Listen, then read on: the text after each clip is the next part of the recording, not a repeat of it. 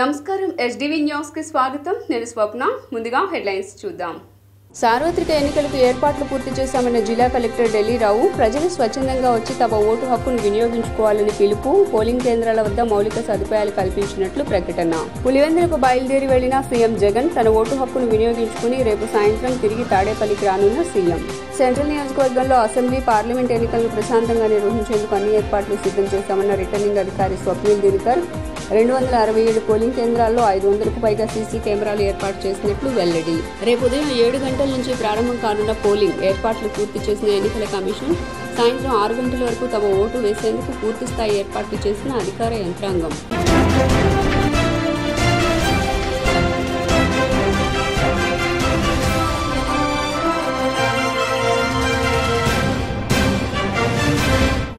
ఇక డీటెయిల్స్ చూస్తే ఈ నెల 13వ తేదీన పోలింగ్ ను చాలా ప్రశాంతంగా నిర్వహించేందుకు అన్ని ఏర్పాట్లు సిద్ధం చేశామని జిల్లా కలెక్టర్ ఢిల్లీరావు అన్నారు.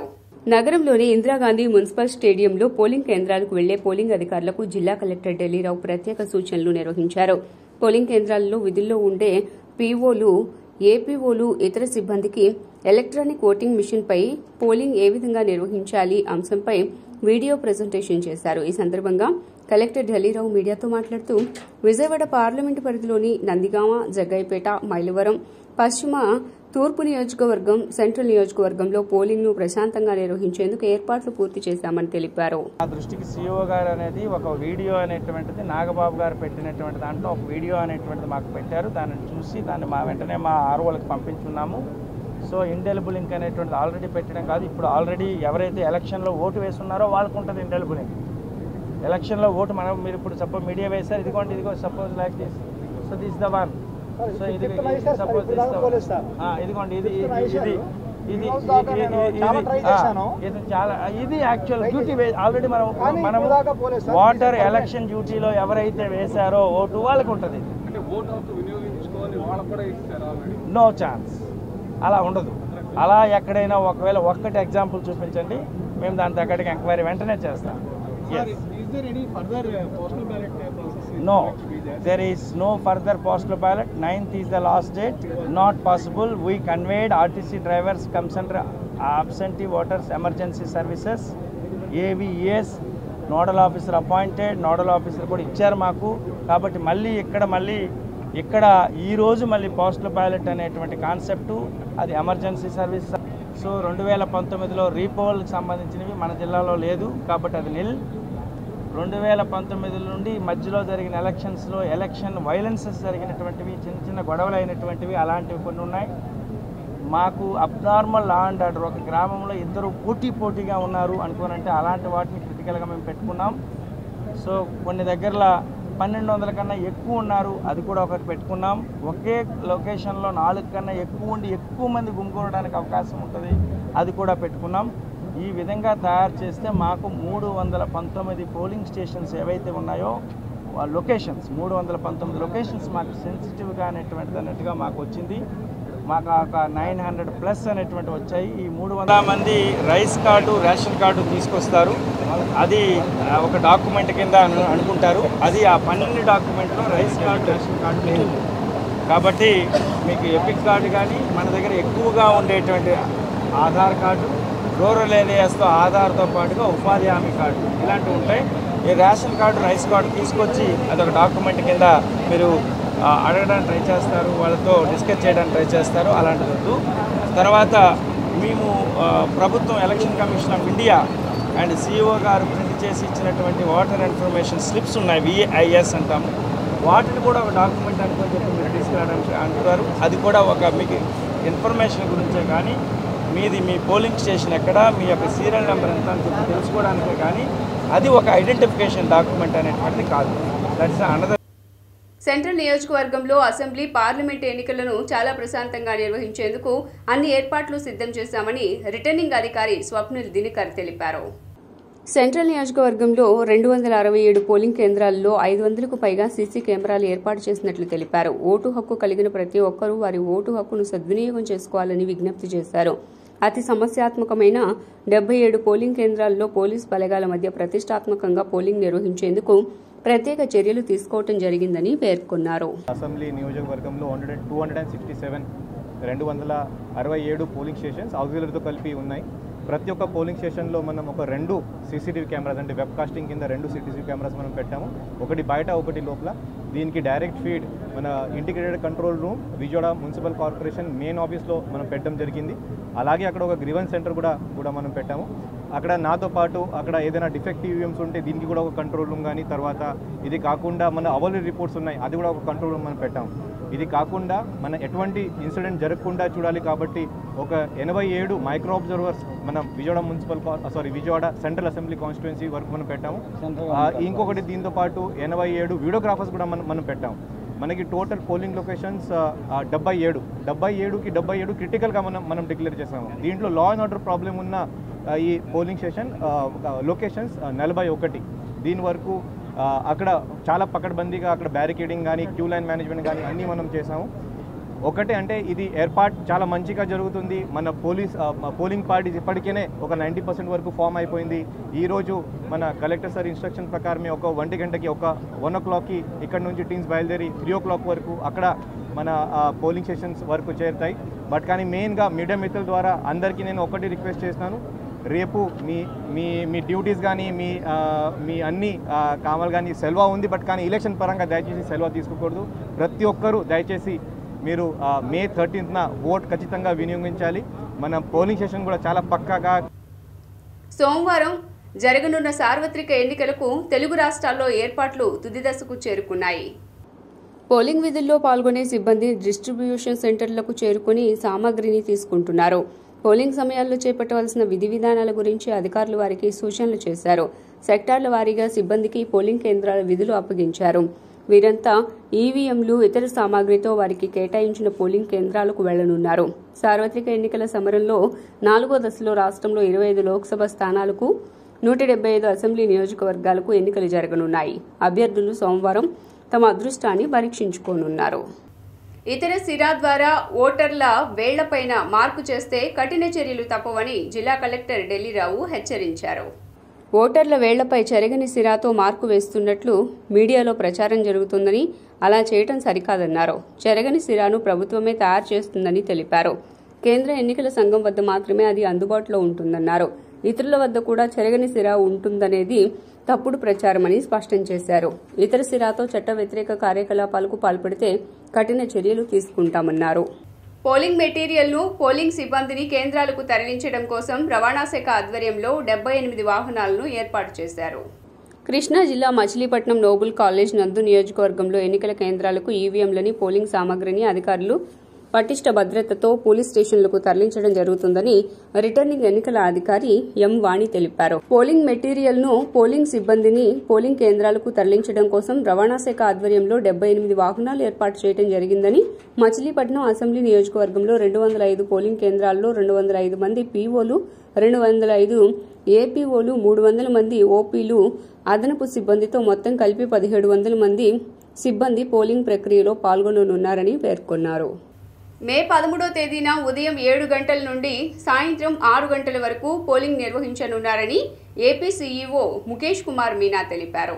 ఏపీ సీఈఓ ముఖేష్ కుమార్ మీనా మీడియాతో మాట్లాడుతూ పోలింగ్ ముగిసే సమయానికి 48 గంటల ముందుగా సైలెన్స్ పీరియడ్ మొదలవుతుందన్నారు. అన్ని చోట్ల రాజకీయ ప్రచారం ముగిసిపోతుందన్నారు. రాష్ట్ర వ్యాప్తంగా 144 సెక్షన్ అమలవుతుందని ఎంకే మీనా తెలిపారు.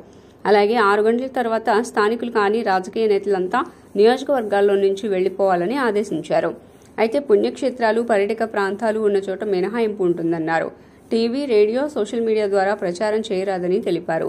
పత్రికల్లో ప్రకటనల కోసం ఫ్రీ సర్టిఫికేషన్ తీసుకోవాలని తెలిపారు. ఆదివారం సాయంత్రం ఈవీఎంలు తీసుకుని పోలింగ్ సిబ్బంది ఆయా ప్రాంతాలు వెళ్తారన్నారు. సో ప్రైవేట్ వెహికల్స్, నేను కూడా నా దగ్గర బండి ఉంటే I can go to polling station. అక్కడ ఓన్లీ 200 meters దూరం ఉండాలి. నేను అక్కడ పార్కింగ్ చేసి నేను వెళ్ళి ఓట్ చేసి వెళ్ళవచ్చు. There is no restriction. Public buses కూడా కెన్ గో, ప్యాసింజర్ బస్సెస్ కూడా వెళ్ళొచ్చు. Commercial vehicle also can ply on the road. There is no curfew.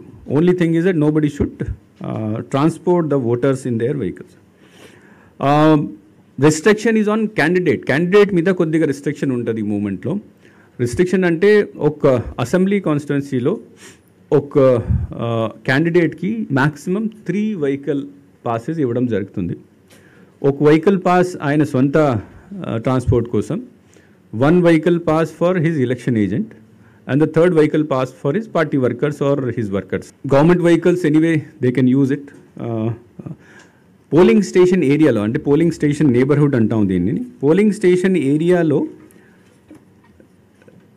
nobody can go with arms first or with mobile.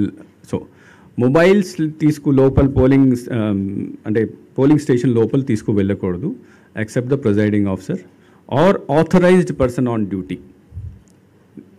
So nobody else, no elector can take it inside. There are ఇప్పుడు కూడా కొన్ని complaints వచ్చినాయి, postal ballot వేసినప్పుడు కూడా కొంతమంది లోపల వెళ్ళి photo తీశారు, చూపించారు బయట వచ్చి. సో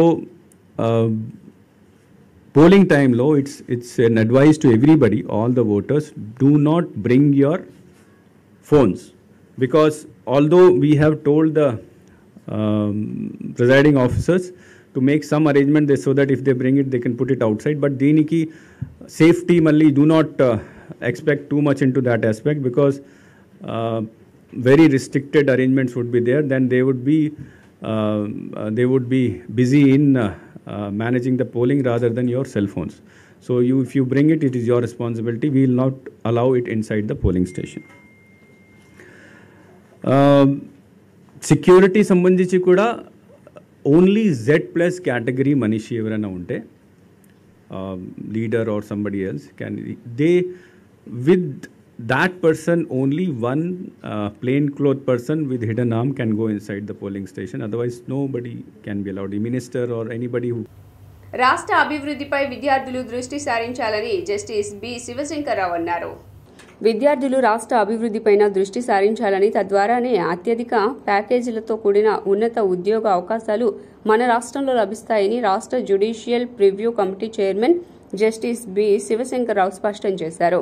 వడ్డేశ్వరంలోని కేఎల్ యూనివర్సిటీ క్యాంపస్లో శనివారం నిర్వహించిన degree post graduation campus placements success మీట్లో ముఖ్య అతిథిగా పాల్గొన్న ఆయన మాట్లాడుతూ, తల్లిదండ్రుల ఆశయాలను నిలబెట్టేలా విద్యార్థులు ప్లేస్మెంట్ సాధించడంతో పాటు రాష్ట్ర అభివృద్ధిపైన ఆలోచించాలని అన్నారు. యూనివర్సిటీ ప్లేస్మెంట్ సక్సెస్ మీట్ అని ఈరోజు నిర్వహించారు. దానికి చీఫ్ గెస్ట్గా రావడం జరిగింది. ప్లేస్మెంట్ సక్సెస్ అనేది యూనివర్సిటీకి ఒక మంచి ఆయుధం లాంటిది. ఆయుధం అంటే ఎంతో గొప్పగా ఇక్కడ విద్య నేర్పి ఒక ఫౌండేషన్ వేస్తే తప్ప ఈ యూనివర్సిటీలో విద్యార్థులే మాకు కావాలని వెతుక్కుంటూ ఇంటర్నేషనల్గాను నేషనల్గాను వేరే కంపెనీలు ఇక్కడ విద్యార్థులకు ఉద్యోగం ఇవ్వడానికి ముందుకు మామూలుగా అయితే రారు. అలా రావడంతో పాటుగా ఇక్కడ ఉన్న విద్యార్థులకి మాకు ఉద్యోగం కావాలని అనుకున్న వాళ్ళకి వేరియస్ ఫీల్డ్లో engineering, science, law, technology, under graduation, post graduation వివిధ ఫీల్డ్స్లో అందరికీ కూడా 100% ప్లేస్మెంట్ రావడం అనేది ఈ యూనివర్సిటీ యొక్క ఔన్నత్యాన్ని దశ దిశలా వ్యాపించడానికి ఇది చాలా ఒక ఉదాహరణగా నేను చెప్తున్నాను. విద్యార్థులకి ఈ రోజున వాళ్ళకి తెలియపరిచింది ఏమిటంటే, భారతీయ మూలాలు మర్చిపోకూడదు. చదువు అంటే ఏదో గ్రాడ్యుయేషను, పోస్ట్ గ్రాడ్యుయేషను పూర్తి చేసుకుని పెళ్లి చేసుకుని పిల్లలు. Doctor GP Sharada Varma, vice chancellor KL university. ఇవాళ ఎంహెచ్ఎస్ డిపార్ట్మెంట్స్కి 100% ప్లేస్మెంట్ అచీవ్ అవ్వడం గురించి సక్సెస్ మీట్ కండక్ట్ చేయడం జరిగింది. దీంట్లో ఎలిజిబుల్ స్టూడెంట్సు అలాగే ఎవరైతే రిజిస్టర్ అయి ఉన్నారో వాళ్ళందరికీ కూడా 100% ప్లేస్మెంట్ ఇవ్వడం జరిగింది. ఇదే విషయం ఆల్మోస్ట్ 20 years నుంచి క్యాంపస్లో జరగడం అనేది ఒక ఆనవాయితీ. సో ఇవాళ అదే కాకుండా హైయెస్ట్ ప్లేస్మెంట్స్ కూడా క్యాంపస్లో సక్సెస్ఫుల్గా అన్ని డిపార్ట్మెంట్స్కి ఇవ్వడం జరిగింది. ఇవాళ యూనివర్సిటీలో 50 lakhs పైన 7 ప్యాకేజీలు, 7 స్టూడెంట్సు, అలాగే ఇంటర్నేషనల్ ప్లేస్మెంట్స్లో 96 lakhs ప్యాకేజ్ తోటి, అలాగే మోర్ దెన్ 20 lakhs ప్యాకేజ్ తోటి ఒక 70 members, more than 10 lakhs package తోటి ఆల్మోస్ట్ 500 members ఉన్నారు. అంతేకాకుండా ఇవాళ మోర్ దెన్ 4 lakhs ప్యాకేజ్ తోటి ఆల్మోస్ట్ 3000 స్టూడెంట్స్ ప్లేస్ అవ్వడం జరిగింది. So year 4000+ students. ఓటేసేందుకు సొంతూరు వెళ్తున్న జనాలకు ప్రయాణ ఛార్జ్ షాక్ కొడుతోంది. ఆంధ్రాలో ప్రస్తుతం ఎన్నికలు జరుగుతూ ఉండటంతో ఇక్కడ వాళ్లంతా సొంతూరు బాట పడుతున్నారు. జనం పల్లెకు క్యూ కట్టడంతో ప్రయాణ ఛార్జీలు ఒక్కసారిగా పెరిగిపోయాయి. వందల్లో ఉండే ఛార్జీలు వేలాది రూపాయలు పెరిగాయి. ఛార్జీలను చూసి జనం బెంబేలెత్తిపోతున్నారు. ఓటేయాలన్న ఉత్సాహం ముందే నీరు కారిపోతోంది. ఓటేద్దామని ఉత్సాహంగా ఊళ్లకు పయనమవుతున్నారు. ప్రజలు పడరాని పాటలు పడుతున్నారు. ఛార్జీల మోతతో సతమతమవుతున్నారు. హైదరాబాద్లో ఆంధ్రాకు చెందిన దాదాపు 30 లక్షల మంది నివసిస్తూ ఉంటారని అంచనా. వీరికి తోడు ఉద్యోగాలు, వ్యాపారాల కోసం ప్రతినిత్యం హైదరాబాద్కు వేలాది మంది వస్తూ ఉంటారు. మామూలు రోజుల్లో హైదరాబాద్ నుంచి విశాఖపట్నానికి 1000 రూపాయల దాకా బస్ ఛార్జీ ఉంటుంది. ఇప్పుడు అది 4000 దాటింది. అవసరాన్ని ఆసరాగా చేసుకుంటున్న ప్రైవేట్ ట్రావెల్స్ దాదాపు 4 రెట్లు అధికంగా ఛార్జీలు వసూలు చేస్తున్నాయి. ఈ రోజు సాయంత్రం సీఎం జగన్మోహన్ రెడ్డి పులివెందుల వెళ్లనున్నారు. ఈ రోజు సాయంత్రం 4:15 తాడేపల్లి నుంచి బయలుదేరి పులివెందుల చేరుకుంటారు. రేపు ఉదయం ఓటు హక్కు వినియోగించుకున్న అనంతరం తాడేపల్లికి చేరుకుంటారు. వార్తలు ముగించే ముందు హెడ్లైన్స్ మరోసారి. సార్వత్రిక ఎన్నికలకు ఏర్పాట్లు పూర్తి చేశామన్న జిల్లా కలెక్టర్ ఢిల్లీరావు ప్రజలు స్వచ్ఛందంగా వచ్చి తమ ఓటు హక్కును వినియోగించుకోవాలని పిలుపు. పోలింగ్ కేంద్రాల వద్ద మౌలిక సదుపాయాలు కల్పించినట్లు ప్రకటన. పులివెందులకు బయలుదేరి వెళ్లిన సీఎం జగన్ తన ఓటు హక్కును వినియోగించుకుని రేపు సాయంత్రం తిరిగి తాడేపల్లికి రానున్న సీఎం.